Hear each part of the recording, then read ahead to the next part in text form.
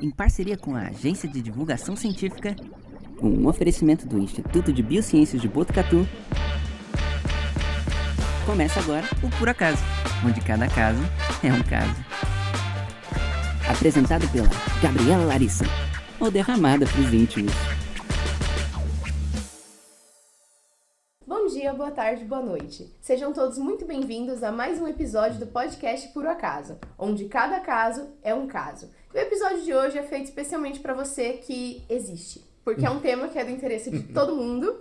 Então a gente vai falar um pouquinho sobre o amor e como isso é representado nos filmes através de mágicas, como poções do amor. Então a gente vai entender um pouquinho o que acontece em todo esse processo. E para ter essa conversa com a gente, nós trouxemos hoje a professora Ana Carolina Kiss, que é bióloga e ela é mestre e doutora em Ciências da Saúde, além de gostar muito de cozinhar e recentemente ter sido mãe da Sofia, que, como spoiler para vocês, é um vínculo de afeto muito diferenciado que a gente também vai poder falar um pouco hoje. Seja bem-vinda, professora. Obrigada. Arthur, muito obrigada pelo convite novamente.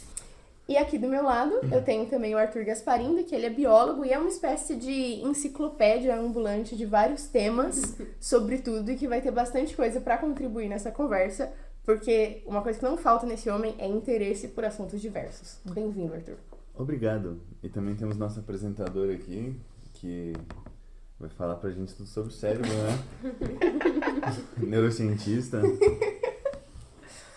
Enfim, isso virou um bordão, porque toda vez ele, na hora dele me Chama apresentar, ele dá uma travada e fala... Enfim, mas vamos lá. Agora ficou. Ficou. Agora, o nosso ponto de partida para essa conversa vão ser filmes em que aparece essa tematização, né, da poção do amor, como um indutor aí de uma paixão instantânea. Então, o primeiro filme que o Arthur vai resumir pra gente é Shrek. Uau, gente, isso é uma pergunta carregada, sabe? Mas assim, tá bom, Shrek. Shrek é basicamente uma história que é como se fosse uma paródia de contos de fadas, né? Então eles tentam mostrar um mundo em que tem todos os contos de fadas, todos eles coexistindo, e aí tem as criaturas místicas lá, e tem o Shrek, que é um ogro feio que mora sozinho e não gosta de ninguém. Só que a poção do amor tá no segundo filme do Shrek. Então ele já encontrou o amor, ele tá lá com a Fiona e tem uma reviravolta, né, no primeiro filme, que no final ele vai lá e aí ele beija ela porque eles se apaixonaram e ela tinha uma maldição que ela era um ogro e que ela era uma mulher e virava um ogro de noite. Só que quando eles se beijam porque eles se apaixonam, ela vira permanentemente um ogro. E não o contrário, que era a expectativa, enfim. Isso é uma coisa engraçada porque levanta umas dúvidas sobre a índole da fada madrinha, né? Porque ela tinha que Isso ter é um spoiler, isso acontece tipo no quinto filme que eles contam que tinha alguma coisa a ver com ela. Mas assim, no segundo filme, o lance... Porque era um beijo de amor verdadeiro que tinha que ser, mas não podia ser o amor verdadeiro de um ogro. Exatamente. E aí no segundo filme, o que acontece é basicamente que tinha a fada madrinha, e a fada madrinha ela tem um filho, que é o encantado. Ele não é o príncipe encantado, porque ele ainda não é príncipe, ele tem que casar com uma princesa pra virar um príncipe. Então ele é só o encantado. E ela queria que ele virasse príncipe pra ele ter um reino. E aí a ideia era que ele ia lá e resgatar a Fiona, mas como o Shrek resgatou primeiro... Porque ele foi contratado, o príncipe encantado chega lá e a Fiona não tá mais lá. E aí, o segundo filme é a fada madrinha tentando dar um golpe de estado, separar o Shrek e a Fiona pro príncipe encantado conseguir casar com ela. E como que ela faz isso? Eu não lembro, acho que ela convence o Shrek que ele precisa de uma poção do amor para eles, porque eles tinham brigado, alguma coisa assim. E aí ele vai lá na fábrica de poções, só que ele toma uma poção que na verdade transforma ele em humano. E aí ela vai lá e conta pra Fiona, o Shrek virou humano. Só que ela mostra o filho dela, tipo, como se o filho dela fosse o Shrek que virou humano. E aí era pra ser isso. E aí tinha até a meia-noite pra dar o beijo de amor verdadeiro e selar a poção do amor. Exatamente. E a Fiona também tomou a poção, né? Deram pra ela no chá, os dois tomam a poção e eles tinham que se beijar pra selar isso. E aí eles tentam fazer ela beijar o encantado achando que é o Shrek. E aí, enfim, é muito legal esse filme, ele todo é muito bom. O segundo filme, inclusive, é um filme muito sério, porque é muito sério, eu acho seríssimo. Porque como ele é feito de uma forma engraçada pra criança, tem umas coisas que a gente deixa passar. Mas o pai da Fiona, ele contrata o gato de botas pra matar o Shrek. É verdade. Então isso acontece. O Harold, porque ele também é um refém da fada, ele também tá sendo chantageado. Tem um monte de plot no plot, uma situação.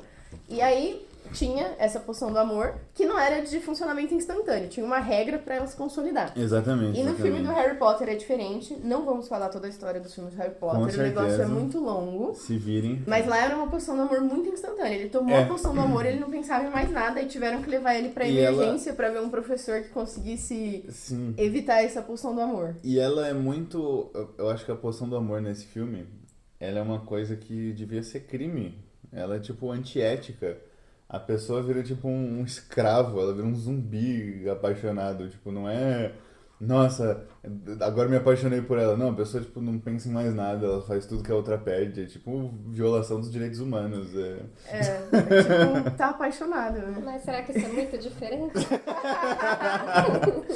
Mas aí é contra a vontade dela, né? Mas no Harry Potter tem uma coisa interessante que eles falam, né? Que a poção do amor tem algumas implicações. Então eles falam que uma criança que é concebida sob a poção do amor não vai ser uma criança normal, vai ser uma criança incapaz de sentir amor. E dizem que o Voldemort foi uma criança concebida sob efeito de poção do amor, por isso que ele é como ele é. Tem umas teorias que falam umas coisinhas assim, que existem consequências, é forçar desse jeito. Mas aí a gente já tem o primeiro ponto, né? Até que ponto isso é diferente de estar apaixonado? Então... Eu acho que estar apaixonado tem muito essa parte, né? De pensar muito nisso, ficar obcecado. Faz parte, né? Eu acho que é uma parte da construção mesmo, né? Eu acho que é tudo parte do momento, né? E você tem vários momentos, né? Quando a gente pensa na paixão ali, no amor afetivo, você tem esse momento que realmente um ou outro, né? Você tem uma dedicação muito grande, você tem um vínculo muito grande. E apesar de ser exagerado ali nesses exemplos, né? Que vocês citaram e tudo mais... A gente vê isso também na prática, né? Tudo você quer fazer com o outro, tudo você pensa relacionado ao outro, lógico. Isso não se sustenta ao longo prazo, né? Mas tem ali uma relação, principalmente para esse início, para essa formação do vínculo, né? Essa questão dessa dedicação mútua é importante, faz parte desse período. Então, como eu falei, é ficção, mas na prática também não é tão diferente assim, né? Você tem realmente... ali algumas questões funcionando nesse primeiro momento que vão formar uma base, muitas vezes, para uma relação que, às vezes, se esses momentos se mantiverem, né, que aí acho que está a questão, porque qual que é a diferença da paixão para algo que vai se tornar um relacionamento mais longo e tudo mais, né? Se esse período de experiência, de construção ali, você encontra interesses mútuos, coisas que vão ser relevantes no longo prazo, né? Se você tem ali alguma coisa que tudo bem, tem uma sintonia, mas não é exatamente ali no mesmo plano, isso aos poucos vai se enfraquecendo também, vão vendo que não era bem assim e vai cada um pro seu lado. Agora, se você reforçar isso daí naquele momento, isso pode se tornar.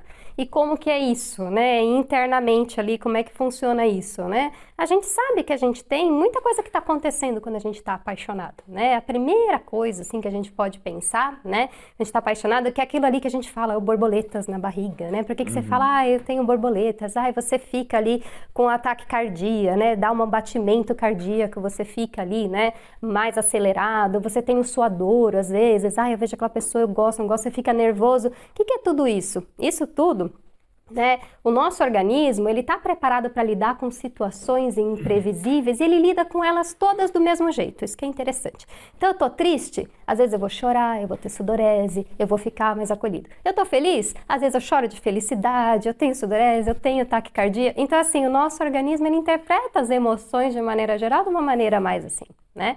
Então você tem muita coisa que acontece nesse primeiro momento de paixão, e a paixão normalmente é isso, você tem ativação de uma coisa que a gente chama no nosso organismo que libera adrenalina, né? E a adrenalina, ela funciona como um hormônio, né? Algo ali que é transmitido na nossa corrente sanguínea para sinalizar meu corpo para uma situação que demanda a nossa atenção, uma situação de alerta. Então, quando a gente está apaixonado, é muito parecido com quando a gente está vivendo uma situação nova, às vezes uma situação de estresse, às vezes alguma coisa ali. Então, nosso organismo entende tudo isso mais ou menos como da mesma forma.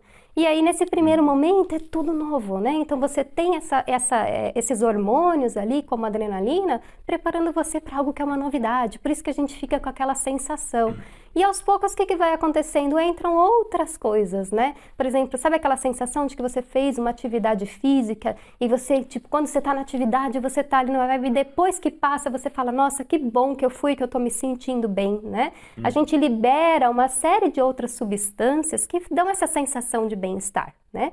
E isso está relacionado também ali nos relacionamentos amorosos. Então, a convivência com o outro, o vínculo, também libera substâncias que a gente chama, por exemplo, a serotonina, que é uma substância que atua lá no nosso sistema nervoso central, lá no nosso cérebro, para dar uma sensação de bem-estar.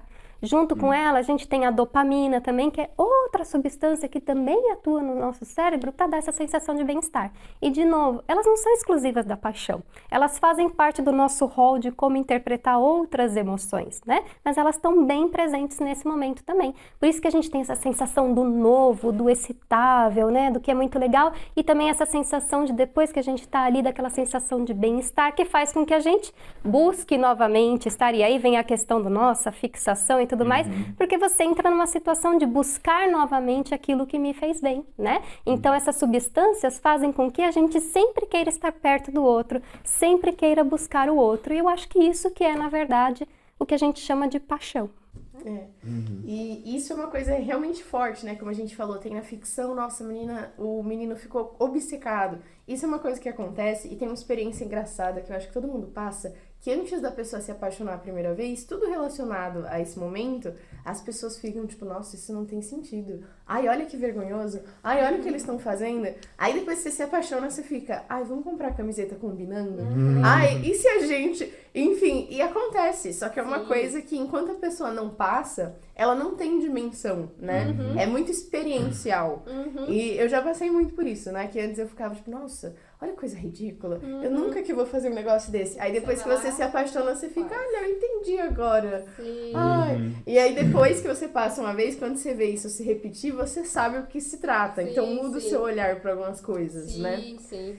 Então, isso para várias emoções, né? São coisas assim que só quem viveu sabe. O luto, por exemplo, acho que também tem muito isso, né? De sensações muito fortes, muito carregadas que dependem dessa experiência.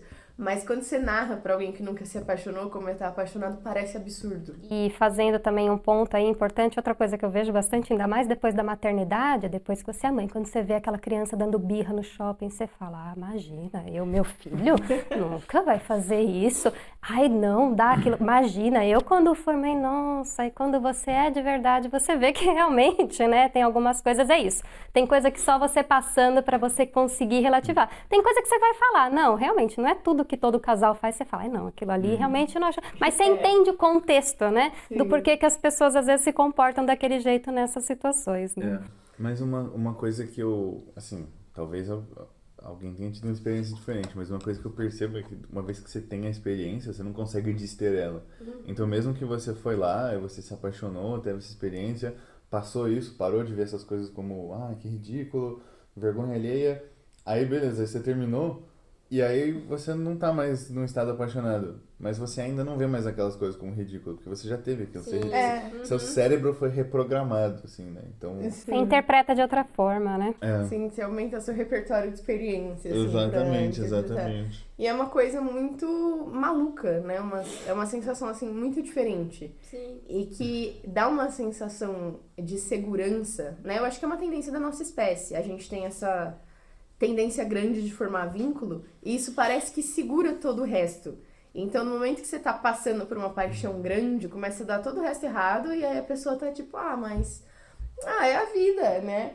E tem, e tem como se fosse... Eu tenho a impressão, né? Por experiência pessoal, que tem como se fosse um aumento de resiliência, assim. Tá tipo, tudo ruindo, nossa... deu errado as coisas no trabalho, deu errado as coisas em casa, e a pessoa tá tipo, não, eu me sinto seguro. É porque é uma coisa importante, né? Como você está falando ali da questão de espécie, né? Então, essa questão da paixão, da formação do vínculo é uma coisa importante para a manutenção da nossa espécie. Então, não é de se surpreender que a gente, às vezes, priorize isso em detrimento de outras coisas, né? Então, lógico, né? De maneira geral, os organismos, né? tem a reprodução como um objetivo forte, por isso que a gente tem um monte de coisas que garantem que a gente vai chegar nela, né? Então, por isso que a gente tem toda essa questão de que é prazeroso você estar num relacionamento, né? Então, na nossa espécie, a evolução ao longo do tempo, né, levou para essa situação. Para outras espécies, funciona de uma forma um pouquinho diferente, né? Mas para nós, essa questão do, vamos dizer, né, da racionalização, quando eu digo racionalização, não é você pensar sem o emocional, mas eu digo que cada vez mais a reprodução envolve o nosso cérebro, né? E não tanto a reprodução em fato ali, como alguns animais que só copulam e vão a fêmea para um lado, o macho para o outro, está ali encerrado. Primeiro, né, a nossa reprodução depende desse envolvimento do sistema nervoso central, né? A gente faz sexo muito mais com a cabeça do que com o sistema reprodutivo, digamos assim, né? Então, você depende de todas essas emoções ali. E isso depende para a sobrevivência da nossa espécie, para a gente conseguir deixar descendentes e tudo mais. E outra coisa interessante do que você falou, né? Tudo bem, às vezes a gente prioriza isso com relação a outras coisas, né? Sim, mas a gente tem um balanço ali, né, energético do quanto eu vou demandar de energia para as minhas outras tarefas e para a reprodução. Se tá tudo muito, muito, muito ruim, a gente até inibe a reprodução, né? Fala, opa, vamos deixar isso para outros. Mas se eu tenho mínimas condições ali de existência, aí você permite, porque é uma parte importante também, uma pressão, a gente chama de pressão evolutiva, né? É uma coisa que faz com que isso faça parte da história da nossa espécie, porque que a gente está por aqui até hoje, né? Então, essa questão da formação do vínculo foi muito importante em primatas e a gente vê isso muito forte em seres humanos, né?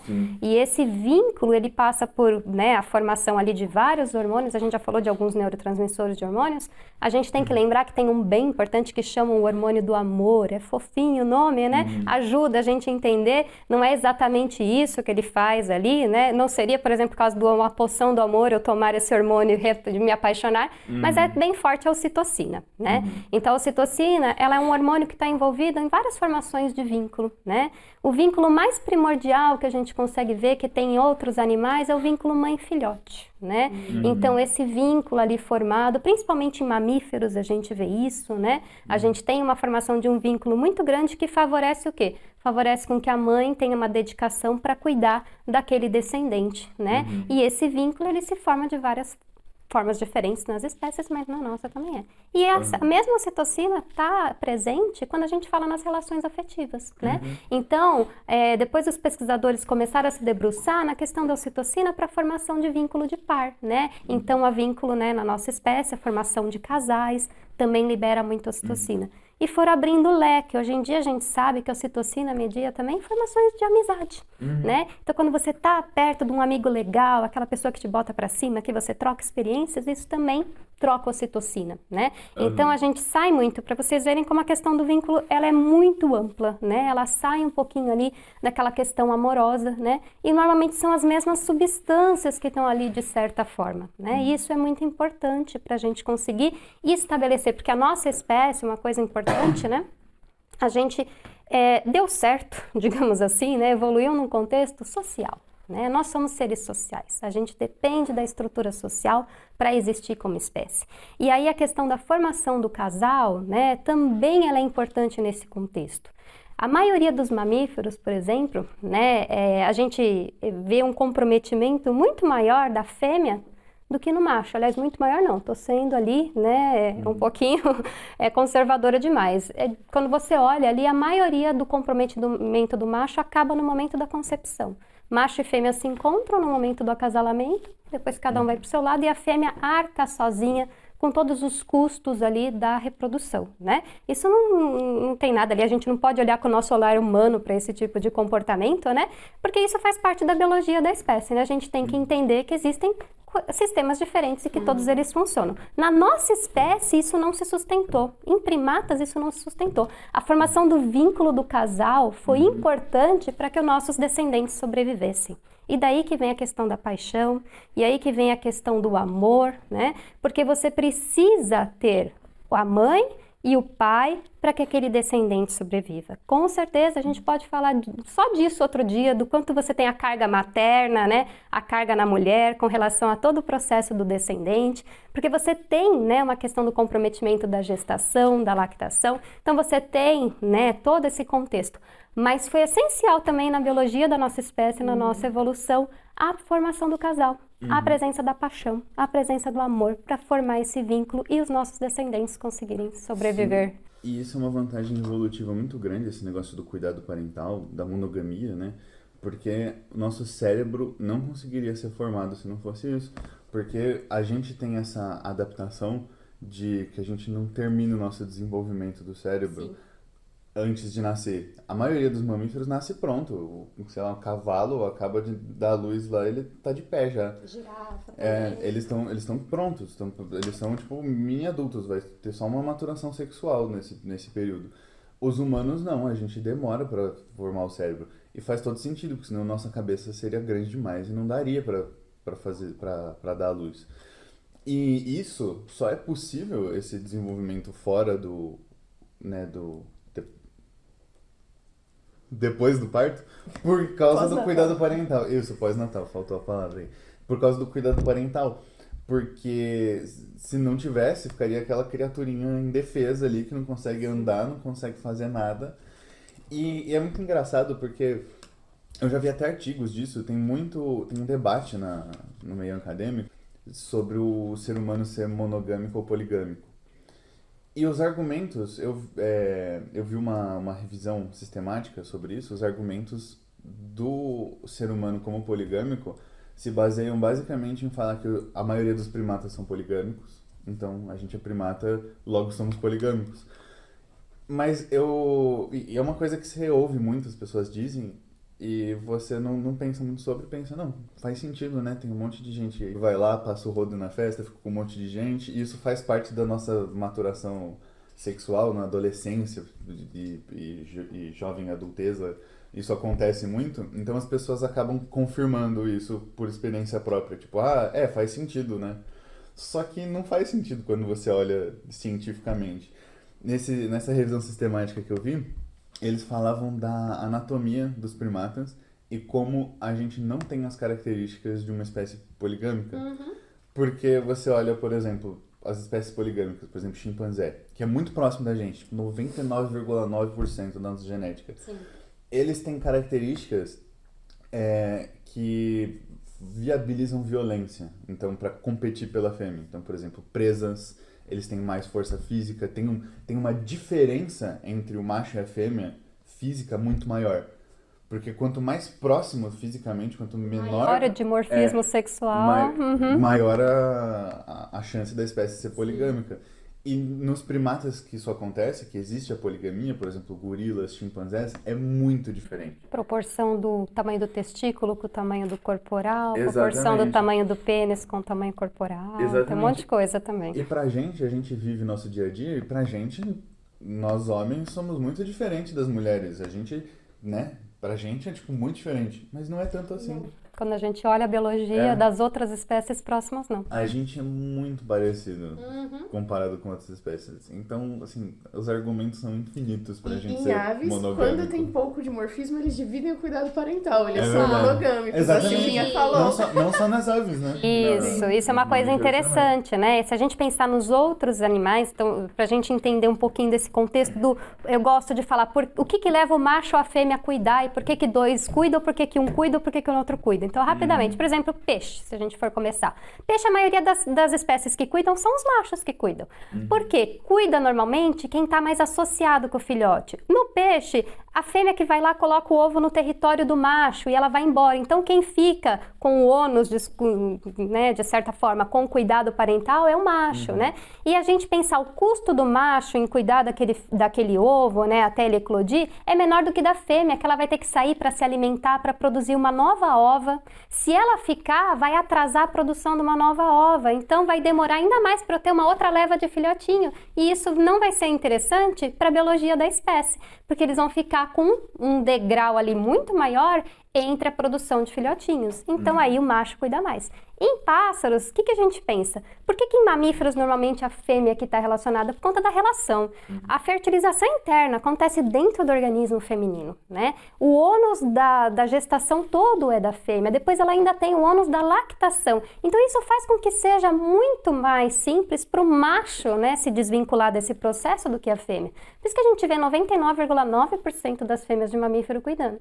E por que na ave a gente vê essa distribuição de 90% das espécies, né, consegue ter essa questão? Porque é muito fácil você dividir, né? A fêmea, tudo bem, ela produz o ovo, mas uma vez que esse ovo é colocado, qualquer um pode sentar em cima para aquecer. Você não tem uma diferença, né, entre macho e fêmea. Qualquer um pode sair, pegar o alimento, voltar e trazer para esse filhote. Então é mais fácil de dividir tarefas, né? Então vocês estão vendo ali que, de acordo com o contexto reprodutivo daquela espécie, tem contextos que favorecem ou desfavorecem o envolvimento do macho, da fêmea ou de ambos.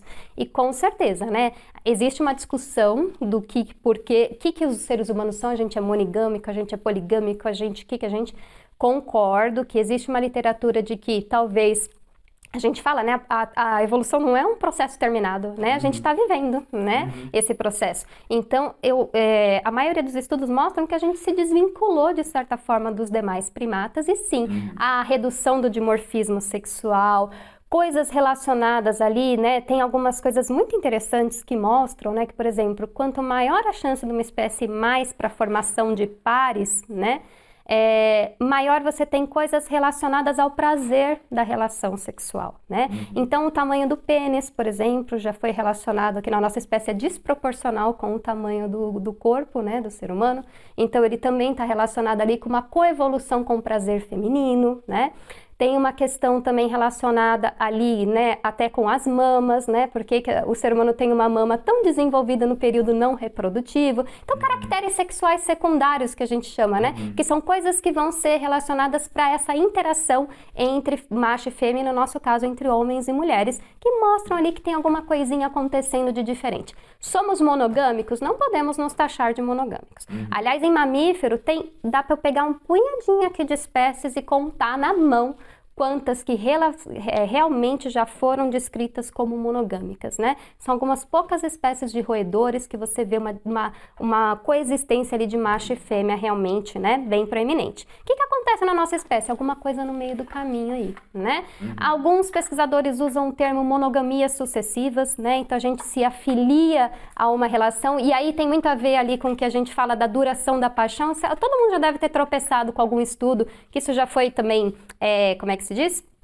Alvo de matérias de divulgação mesmo, não de artigos científicos, né? Quanto tempo dura a paixão? A paixão dura 2 anos. Não tem nada científico ali, né? Muito sobre isso, né? Muita gente tira esses 2 anos do o tempo para você gestar e passar pelo primeiro ano, e aí esse tempo reduz a paixão, então é para o homem e para a mulher ficar junto pelo menos esse período, né? Isso é discutível, mas sim, né? Você tem essa parte forte da formação de vínculo e isso enfraquece depois. Então, a nossa espécie pode ser vista ali como algumas monogamias sucessivas, mas isso é muito fraco a gente enxergar assim, porque como você falou, né, você usou até o termo ali, é uma biscate, né, sai pegando todo mundo.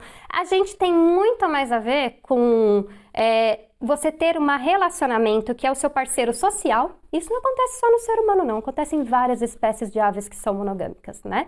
Você tem um parceiro social e você tem os parceiros, né? Que são ali o acaso, ali de vez em quando, que você fica, não fica. Hoje em dia, na espécie humana, se discute muito, né? Sobre essa questão do contrato social, do relacionamento. Aquilo combinado não sai caro, né? Então, assim, né? Se existe essa questão de você ter um comprometimento por afinidade, por uma formação de família, por não sei o que, com uma pessoa, mas, né? Você gosta de ter essa experiência, né? Seja ela sexual, seja ela de amizade, que for, né, com outras pessoas, você tem ali um contrato que, combinado o que pode, o que não pode, então sair, beijar, tá ok, sair, não sei o quê. Hoje em dia se fala muito sobre isso. Antigamente era tudo mais por trás dos panos, era a tal da traição e tudo mais. Então, quando a gente enxerga isso, nós somos realmente monogâmicos? Não sei. A gente tem eu gosto do termo monogamia social. Nós temos uma monogamia social, né? E essa monogamia social, eu tenho um parceiro que muitas vezes é aquele que está no meu contexto, que é o meu suporte, aquela pessoa que eu gosto de estar a maior parte do tempo junto, muitas vezes eu quero constituir uma família com ela, né? E isso também estamos falando para casais heterossexuais, homossexuais, né? Não tem essa questão, mas tem aquela pessoa, gosto, né, de ter algumas outras experiências e tudo mais. Então, não, né, nós não nos encaixamos no quadro da monogamia. Se encaixamos na poligamia, também não estamos lá. Então, nós estamos em algum contexto ali, muito parecido com o que acontece de outras aves, de que eu tenho meu parceiro, ele está aqui, me ajuda na criação dos descendentes e de tudo mais, mas eu tenho ali relações extraconjugais, às vezes com maior, menor frequência, e é isso que mais ou menos é a cara da nossa espécie mesmo, essa monogamia social. Nessas questões, né, de divulgação científica, uma vez eu li um texto da Suzana Herculano, a neurocientista e tudo mais, que ela estava falando sobre isso, era sobre essa pergunta da monogamia. E ela falou que a gente tem uma tendência, né, que a gente se apaixona, que tem um momento que tá aquela euforia, super paixão, e que ele diminui para um momento de uma relação estável lá, de cuidado. E ela estimou que dura cerca de 7 anos, que ela tava falando dos casamentos, que as pessoas têm tendência a divorciar depois de 7 anos. Isso. Aí ela falou que esse seria o período Para a crise dos 7 anos, Isso. né, que as pessoas falam. que seria o período para que aquela criança já tenha uma condição melhor, né? Porque 2 anos a criança ainda não tá independente, né, de verdade.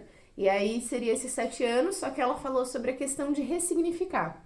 Que o que acontece, né? Que o relacionamento iria para uma rotina, só que a gente, né, como pessoas dotadas de cérebro capazes de interpretar relações, podemos ressignificar. Sim. Aí ela ficou falando, todo ano ela viaja com o marido dela, faz coisas diferentes, então não perde a graça, né? Ela tava meio que falando isso, mas ela estabeleceu esses 7 anos e colocou isso, que eu acho que entra nessa questão de monogamia sucessiva também, né? Cada 7, só que ela pôs um prazo um pouco maior. Sim, sim, né? E você pode ressignificar isso com a mesma pessoa, né? E eu acho que assim, as pessoas mudam, né?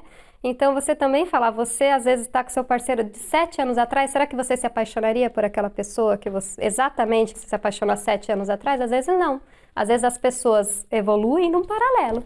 Às vezes elas evoluem de forma divergente, né? Então, às vezes aquilo que te aproximou não existe mais, né? Então, assim, é tudo aquilo a questão do contexto, né? Como eu falei, quando a gente tem interesses em comuns, coisas em comum, esse vínculo, essa troca através dos hormônios, a ocitocina, os agentes químicos ali no cérebro, a dopamina, a serotonina, tudo reforça essa relação. Enquanto você tem coisas em comum, coisas legais que você divide, isso serve como um reforço positivo, né? A partir do momento que você não tem mais isso, essas vias vão enfraquecendo, enfraquecendo, e por isso que a gente fala, não existe mais paixão, não existe mais amor, porque isso precisa ser cultivado, né? Aquilo que aproximou no início precisa se sustentar a longo prazo, e é muitas vezes isso que não acontece. Você vai enfraquecendo, enfraquecendo, deixando de sustentar com essas substâncias que dão essa sensação do bem-estar, e isso perde a graça, isso perde a essência com o tempo, né? Assim, inclusive, esse negócio da ocitocina, né, você tinha comentado, enquanto eu estava me preparando aqui pro podcast, eu achei um artigo que eu achei muito curioso, que eles fizeram e eles queriam ver, tipo, qual seria o efeito de uma sobredose, né, a ocitocina aumentada nas pessoas. E eles basicamente fizeram, tipo, 2 grupos de homens. Um deles tinha eu não sei se isso faz muito sentido, mas a ocitocina era administrada nasalmente. Intranasal. Tipo, E aí, tinha esses 2 grupos e mostrava como eles eram todos homens em relacionamentos estáveis, tipo, casados ou que namoravam. E eles eram apresentados a mulheres novas, tipo, pra conversar. E os homens que tiveram a administração de ocitocina, eles tinham a tendência de se afastar delas, de não querer conversar, de ficar longe. Então, tipo, a ocitocina, ela aumenta esse comportamento de fidelidade. Eu achei isso muito curioso. Sim. Porque foi associado, né, com outra pessoa. Sim, existe assim, primeiro, existe um pouco de divergência com relação a esses estudos com ocitocina nasal, que teve um boom uma época e o pessoal fazia isso para tudo, né? E até existe, né, algumas coisas que questionam se realmente, né, como é que foi os dados. Tem até um estudo que fala, né, essa questão do intranasal seria uma ilusão, né, até um ponto de interrogação, né? Eu achei esquisito. Mas sem questionar, vamos, né, sem questionar ali a metodologia, né, partindo do pressuposto, sim, a ocitocina, ela tem essa capacidade, né, inclusive justamente dessa formação de vínculo, de fazer você querer estar perto de outra pessoa em detrimento de outra. E tem outras coisas também que a gente não tocou ainda, que são importantes, né, que são odorantes e feromônios que podem estar relacionados. Muito se discute se a gente responde a feromônio, né? E existe, né, que nem vocês falaram da poção do amor, né? Mas a gente pode também pensar naquelas coisas estimulantes sexuais, que fala, olha, feromônio, não sei o que, esse perfume, né, vai atrair, não sei o que, será que isso funciona? E o que a gente vê de evidência científica, tem alguns estudos que falam, olha, talvez o ser humano responda a feromônio, tem outros que falam, não responde, né? Eu acho que isso ainda é algo um pouquinho nebuloso. A questão não é se a gente tem feromônio ou não, a questão, acho que é o quão relevante isso é para o nosso contexto reprodutivo e de relacionamento. E o que a gente vê é que é bem pouco, né? Porque como eu estava falando, aos poucos na evolução, conforme a gente foi ganhando uma capacidade mais articulada do cérebro de se envolver com o processo reprodutivo, e quando eu falo do processo reprodutivo, eu estou colocando ali a nossa sexualidade também, né?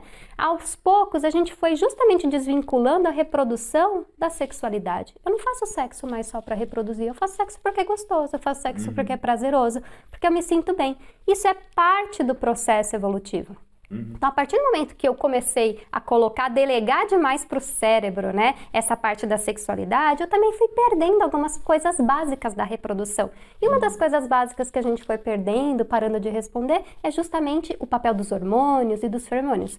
Lógico, vou estar falando aqui que o hormônio não interessa na nossa reprodução, interessa, é importante, mas não tem ali, né, aquela via clara que você vê em outros animais. Por exemplo, né, a gente trabalha ali com animais de laboratório, a Gabi também trabalha. Se eu pego uma ratinha ali e injeto com alguns hormônios que eu sei que estimulam, né, ali o período reprodutivo, estrógeno e progesterona, rapidamente ela está ali pronta para aceitar o macho para a cópula. Se ela não tem aqueles hormônios, ela não aceita o macho para a cópula, ponto, né? O que acontece na espécie humana? A gente não tem período reprodutivo restrito à reprodução. A gente faz sexo ao longo do nosso ciclo menstrual inteiro. Lógico, tem períodos que você tem um desejo sexual aumentado ou menor, isso também já está bem estabelecido. Mas não tem um período restrito para o ato sexual, porque a sexualidade está desvinculada da reprodução.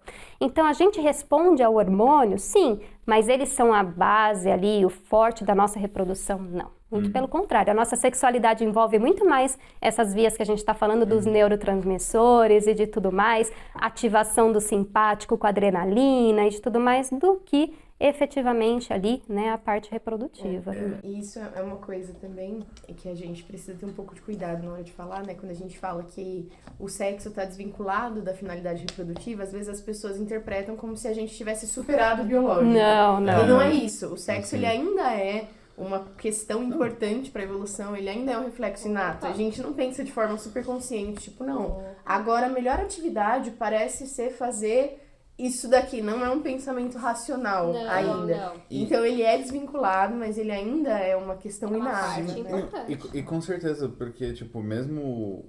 ele foi desvinculado da reprodução. Só que o biológico não é só a reprodução. Sim, a formação de vínculo. É tipo a formação de vínculo. Inclusive, isso é um argumento de por que existe o comportamento homossexual na nossa espécie e em outras espécies. Porque não tem um fim reprodutivo. Então, com certeza é um fim social. Não tem somente, né? Como a gente está falando, né? Isso.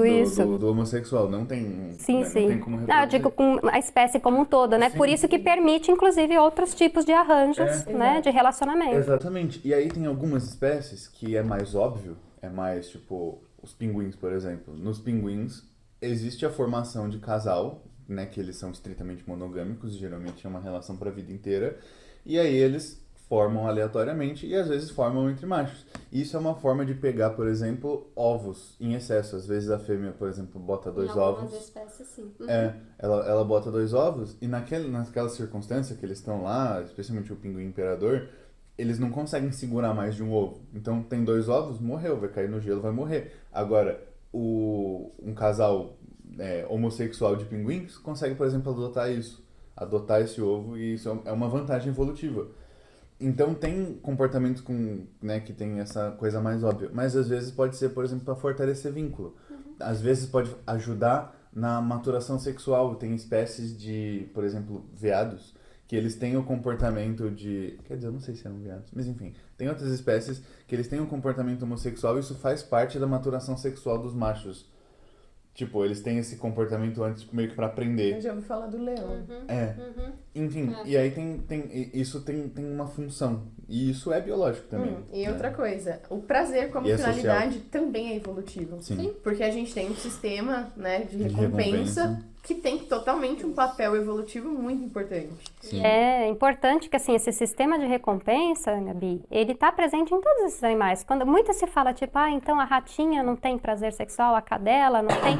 Não, todos os tipos, né, de mamíferos, a cópula, ativa o sistema de recompensa. Mas aquilo tem que ser prazeroso, né, para acontecer. Só que a forma como isso é ativado, é interpretado e o tipo de cérebro que eu tenho, né, que também isso influencia, vai influenciar no resultado e no peso disso. E é importante a gente lembrar que nem você falou, né? Então estamos desvinculados da reprodução, a sexualidade está aqui, a reprodução está aqui, as duas não se misturam. Gente, se misturam sim. 50% das gestações são indesejadas, né? Então, se a gente pensar nisso, só o fato da gente estar existindo sexualmente, mesmo que seja por uma busca de prazer, acaba consequentemente gerando descendentes, né? E isso é algo que é inerente do que a gente está falando do processo evolutivo. Porque imagina, se a gente desvinculasse a sexualidade da reprodução, como é que a gente ia se sustentar como espécie, né? Então a gente brinca, tem até um termo, né, que fala que é a corrida da rainha vermelha, né, que foi cunhado para um outro contexto, mas que é utilizado em outros contextos, que a gente nunca está parado, a gente sempre está correndo. Então, se eu desenvolvi a capacidade de desvincular um pouquinho a sexualidade da reprodução, a reprodução vai ter que dar um jeito de estar ali no segundo plano para eu não permitir esse total desvinculação, né?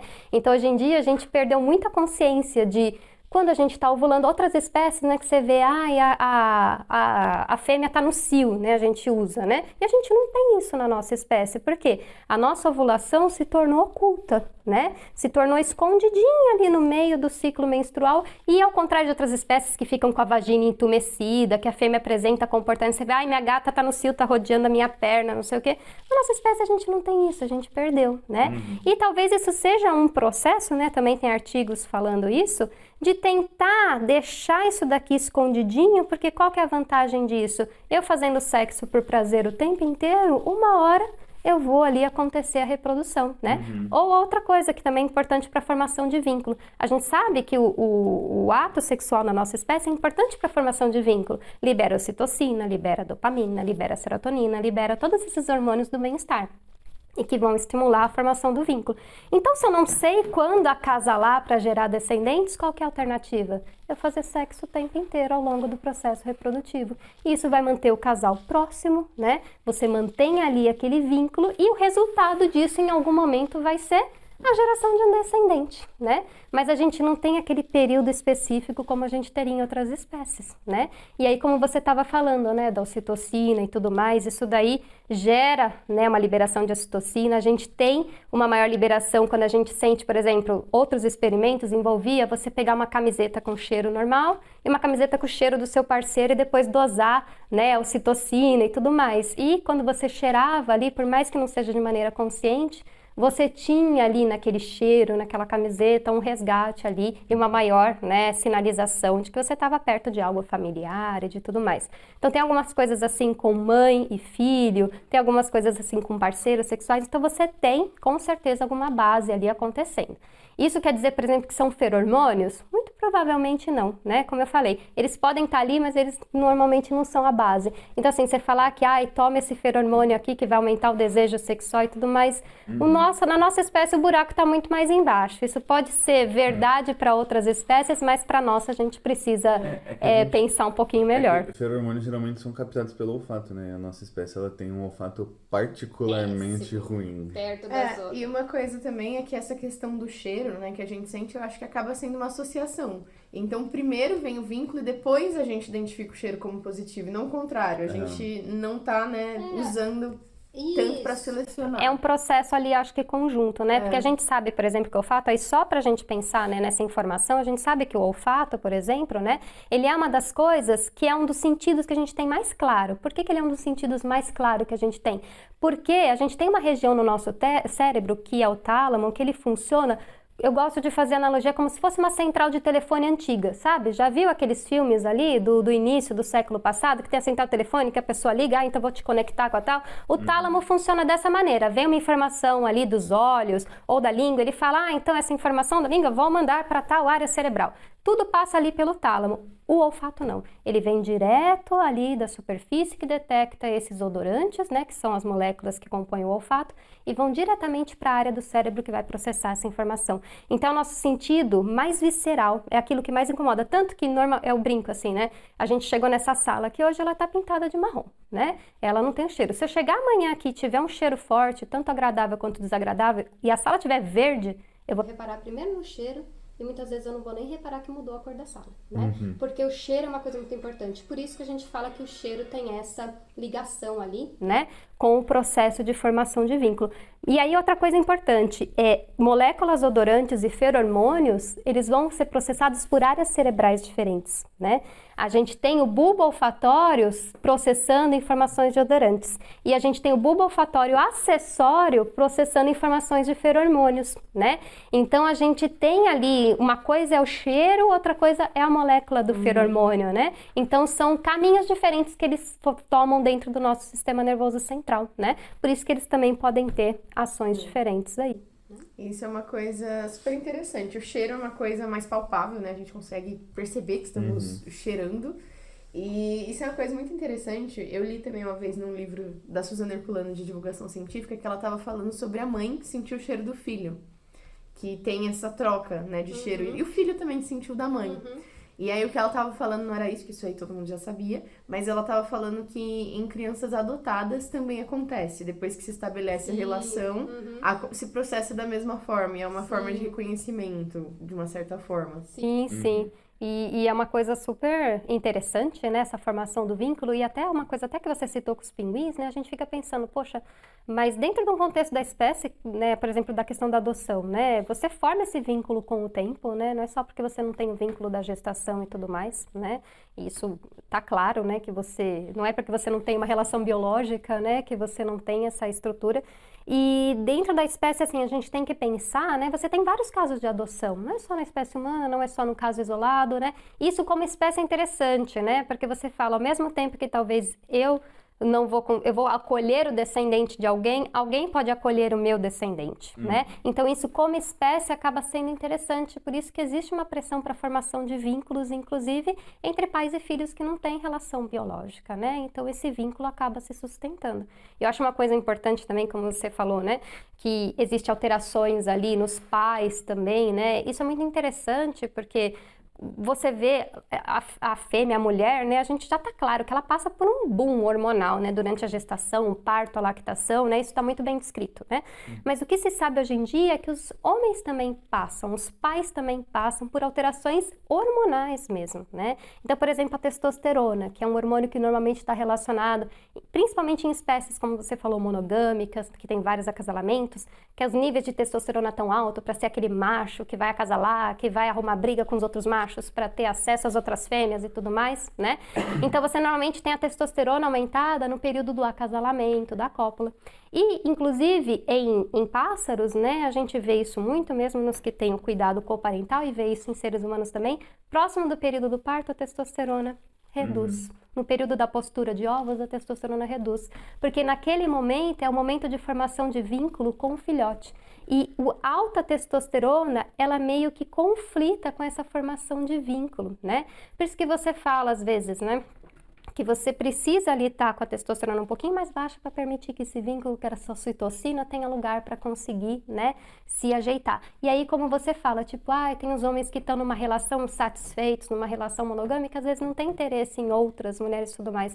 Não tô falando que é só a testosterona, como eu falei, a gente é muito mais complicado, não é um preto no branco, é uma escalinha de cinza a nossa sexualidade. Mas essa questão da testosterona é interessante também, porque ela baixando um pouquinho, ela permite que esses outros vínculos aconteçam. Então, a gente vê um aumento de ocitocina nos pais, né, depois do parto, nos primeiros dias ali, e essa redução de testosterona que vai estimular essa criação de vínculo. E isso é mais um reforço, né, de que a nossa espécie realmente, a presença ali do pai, ela é muito importante, né? Ela faz a diferença na sobrevivência dos nossos descendentes. E eu vou além, né?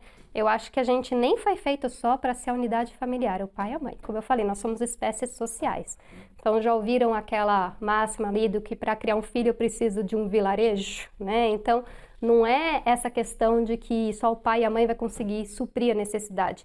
E é uma coisa que a gente vê hoje em dia com as unidades familiares ficando cada vez menores, né? Antigamente, você tinha ali, cada mulher tinha 5, 6 filhos, né? Você tinha uma série de primos, de tios, de tias, e de certa forma todos estavam envolvidos ali. Os primos hoje ficam com uma tia, daqui a pouco vai todo mundo para casa da outra, e era uma dinâmica ali que não ficava pesado para ninguém. Hoje em dia você tem isso focado em 2 pessoas, ou até pior, né? Nas mulheres ali que, né, optam ou não, né? Ou são inseridas no contexto da maternidade solo, é muito pesado. Porque a gente está fazendo trabalho num vilarejo sozinho, né? Ou em 2, né? Então a gente tem que pensar nesse contexto também. E eu já vi também outra coisa interessante que eles colocam, né? Que você falou do desgaste dos 7 anos ali. Muita pessoa também fala, mas antigamente os casamentos duravam, né? Hoje em dia esse povo desiste muito fácil e não sei o quê. E por que talvez durava um pouquinho mais antigamente, né? Eu acho que é a ideia do vilarejo também. Muitos pesquisadores discutem isso. Antigamente, o meu parceiro ali, sexual, para cuidar dos filhos, era meu parceiro sexual e da casa, ponto.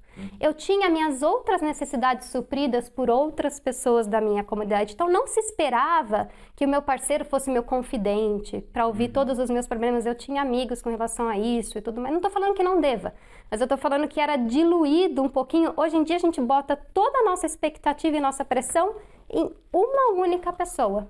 E a pessoa precisa ser meu parceiro sexual, preciso, né, fazer sexo com prazer, precisa ser a melhor conversa da minha vida, precisa ser o meu melhor amigo, precisa dar suporte para cuidar dos meus filhos, essa pessoa precisa ser 7, 8 pessoas ali em uma só, né? Então isso também tem a ver com essa frustração, né? Eu acho esse desentendimento ali dos casais, é muita expectativa e a falta de suporte ali, por exemplo, para um cuidado parental, que não é para a gente fazer em 2 também, é para a gente fazer em mais pessoas. Tudo isso pesa. Eu vi recentemente um vídeo do Kurzgesagt, tô sempre mencionando isso no podcast. É um canal no YouTube. Eu sei que o Kurzgesagt é com a Suzana Herculano, né? Os 280 quilômetros. O Kurzgesagt é um canal no YouTube que o nome em alemão, mas o canal tem várias línguas, que significa, tipo, em uma casca de nós. Então a ideia é apresentar um conceito científico de forma curta.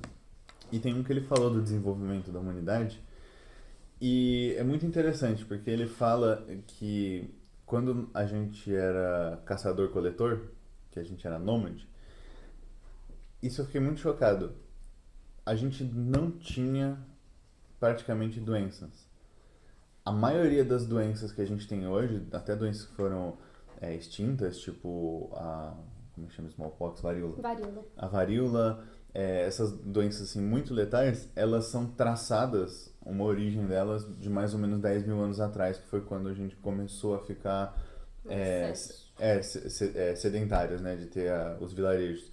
E quando a gente era nômade não tinha isso. E a gente também tinha dietas mais variadas e coisas, tinha vantagens evolutivas. Só que o lance do vilarejo pesou além dessas desvantagens.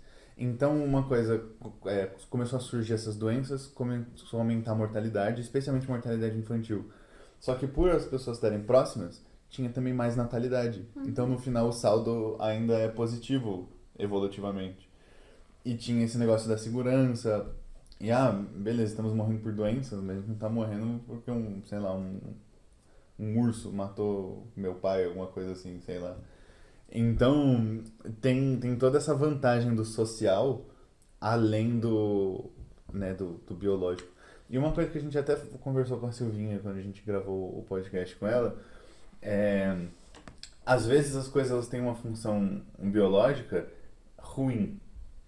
Ela falou especificamente, por exemplo, de coluna, que a gente tem essa vantagem do andar ereto. Porque foi vantajoso no cenário em que a gente evoluiu lá na África, que a gente era nômade, andava muito, isso foi positivo. E hoje a gente tem um monte de problema de coluna por causa dessa postura. A gente não anda muito. E aí a gente tem um monte de problema. Então as coisas geralmente são uma troca, né? Você tem uma troca de uma vantagem e geralmente uma desvantagem. Sim. E na época que essa coisa foi selecionada, a vantagem era maior. Às vezes hoje inverte, então agora a desvantagem é maior. Então a gente tem que mudar e consertar, né? As coisas serem naturais, ter o natural não é uma justificativa para as coisas se manterem assim. Sim. Enfim. Não, e eu acho que assim, nem tudo que está aqui hoje é um processo, o processo evolutivo não é assim, né? Você tem várias descrições ali, né, do porquê, que fala até porque que não existe o design inteligente, né? Se fosse design inteligente, tudo estaria perfeito e tudo seria... Então, lógico, você tem umas coisas que ficam perdidas aí ao longo do processo, é aquilo, não fez muita diferença para a espécie não ir para frente, mas também não atrasou, né? Não fez ir para trás, fica aí perdido, tem um monte de exemplos na literatura, né?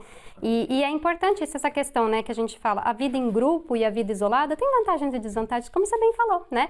A desvantagem da vida em grupo é isso, suscetibilidade a doenças, com certeza, né? Então, essa proximidade, essa troca de patógenos, né? É muito interessante, por exemplo, você surge um patógeno aqui, mas você tem um acesso limitado, ali as pessoas ficam doentes, algumas sobrevivem, algumas não, acabou, morreu ali, ele não tem hospedeiro, né? Aquilo ali fica por ali. Então, você tem essa questão. E, com certeza, na nossa espécie foi mais vantajoso cada vez mais a gente estar mais próximo, formar essas comunidades do que estar de maneira isolada. Isso foi preconizado ao longo da nossa evolução, né? Porque, como você falou, as vantagens para a sobrevivência da espécie, né, ficaram acima ali do que vem de desvantagem, que é inerente a esse processo também para todas as espécies, não só a espécie humana.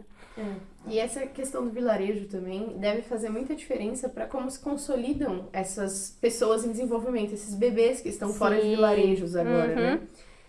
Então, acho que faz muita diferença por causa da quantidade de interações sociais e entender outras relações. Sim. Porque quando você é uma criança num vilarejo, tem um monte de outras crianças que têm os respectivos pais e você tem uma visão diferente de mundo, né? Você consegue entender que, ok, você tem os seus pais e aquela criança tem os dela e que vocês têm os mesmos direitos. Existe uma diferença ali, né, na forma de educar.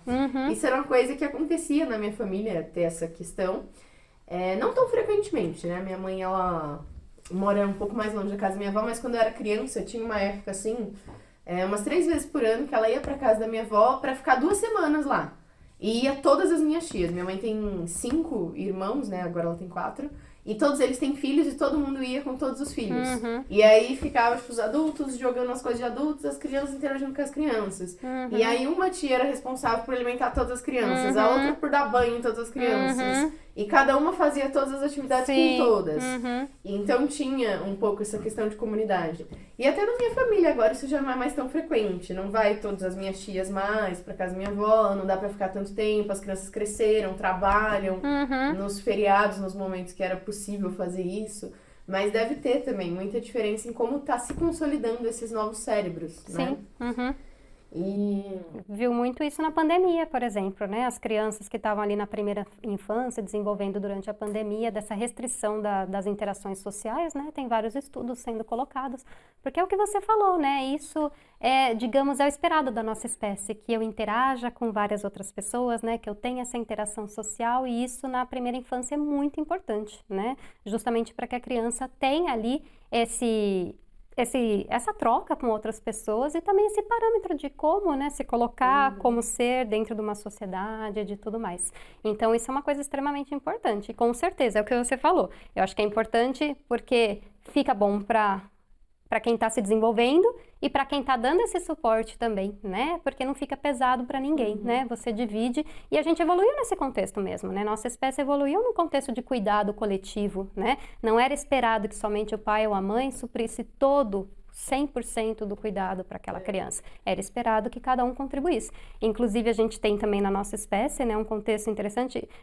Hoje em dia, a gente tem, né, muito mais presente as creches, as escolinhas e tudo mais, até nesse contexto de que as famílias estão cada vez menores, morando distantes, como você falou, né? Porque antes era muito comum, a avó cuida, né? A mãe vai trabalhar, fica com a avó. Só que hoje em dia, a avó também, às vezes, ainda trabalha, né? Ainda está ativa, não tem como prover esse cuidado, ou não está próxima, né, para prover esse cuidado, e como que fica essa questão de vínculo, né? Mas na nossa espécie, inclusive, né, a gente fala muito da questão da reprodução.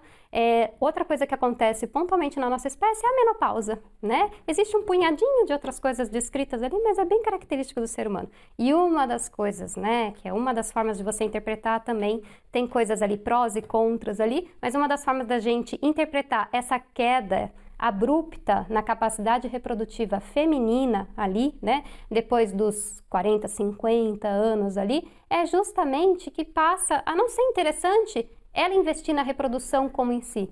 por N características que a idade materna pode levar à não viabilidade daquele descendente, né? A gente sabe que aumenta as chances de você não conseguir gerar um descendente, né, que vá levar à sobrevivência. Eu não estou nem falando ali de problemas que pode acontecer, de realmente não conseguir levar essa gestação para frente e não ser uma fertilização viável. Então, em algum momento, isso a gente não vê em outras espécies de mamíferos. Normalmente você tem um declínio mais leve reprodutivo, mas não é algo tão bem marcado ali como na espécie humana, né? E uma das teorias que faz isso é que justamente ela abre mão da sua capacidade reprodutiva para investir nos netos, no cuidado desses netos, né? Que é uma forma de você investir na sua capacidade reprodutiva também, os netos, né? Eles têm material genético ali, eu não deixo de estar investindo na minha reprodução quando eu invisto no cuidado dos netos, né? Então essa sobreposição de gerações também é importante na nossa espécie, né? Não só a presença de vários, mas essa sobreposição. Você tem uma geração anterior ajudando no cuidado da próxima e assim por consequência, enquanto muitas vezes outros indivíduos que estão mais aptos para um trabalho mais braçal, mais brutal, né, mais que demanda um pouquinho mais de vigor físico, digamos assim, possam se dedicar para isso, né? E aqueles que já estão mais na senescência, né, já estão ali mais, né, em outro momento ali da vida, possam se relacionar com esse cuidado ali daqueles descendentes e mesmo assim ainda está investindo no seu sucesso reprodutivo, né? Então é uma das coisas que também fortaleceu ali ao longo da nossa espécie. Isso é uma coisa muito legal. E tem também a questão dos irmãos, né? Que tem a tendência de ter cada vez menos filhos juntos. Então, antigamente... Que você falou, pareceu... Não. Reformula. As pessoas têm tendência de ter menos filhos em geral, isso. né? Ah, tá. Então, eles não... Do jeito que você falou, parecia que irmãos têm a tendência de cada vez ter menos filhos juntos. Que foi exatamente o que você disse. Mas isso também... Eu planejo ter pouquíssimos filhos com meu irmão. Não, mas juntos em questão de tempo. Isso também é uma coisa. Então, tem tanto a família que tem menos filhos, é 1 ou 2. Antigamente era 4, 5... E tem também a questão de que, não sei porquê, mas eu não sei se elas combinavam, minhas tias engravidavam tudo na mesma época. Então tem uma geração de crianças mais velhas, que são a geração das minhas irmãs mais velhas, crianças, né? Elas com 30 anos agora. Criança. E aí minhas tias têm os filhos delas de idade compatível, 1 ano pra cima, 1 pra baixo. Sim. Aí tem a minha geração, né, que eu tô agora com 25, aí tem meus primos 26, 24, um clubinho também, aí tem uma geração menor. E elas têm em épocas parecidas. Então tem os irmãos que cuidam dos irmãos, só que as tias têm os filhos em idades muito próximas, né? Isso é uma coisa que acontece. E eu acho que essa falta, né? Essa redução do número de irmãos também faz diferença. Opa, com Porque certeza. eu lembro, quando eu era criança, eu acabava habitando mais mundos porque eu tinha irmãs mais velhas. Inclusive deve ser chato ser o mais velho, né? Porque, enfim, eu fui a irmã do meio. E eu habitava mais mundos, então, tipo, as minhas irmãs cuidavam de mim, faziam algumas coisas, né, em relação a mim. E às vezes minha mãe fazia uma coisa assim de, pode ir se vocês levarem sua irmã. E aí eu tava lá num lugar aleatório que eu não tinha que estar quando eu era criança. Sim. E isso é uma coisa que faz parte também. Aí tem o mundo dos irmãos mais velhos, que é uma transição e que a gente vai usando, né, de referencial. Então isso também é uma coisa que faz diferença no vilarejo. E isso tem muito estudo falando qual que é a pressão do seu mais velho, qual que é a pressão do seu do meio, qual que é a pressão do seu caçula. E são contextos sociais diferentes. E eu acho que, na verdade, a espécie se beneficia de você ter pessoas com essa diversidade, né? Isso já está provado. E uma coisa curiosa que você falou, por que parece que...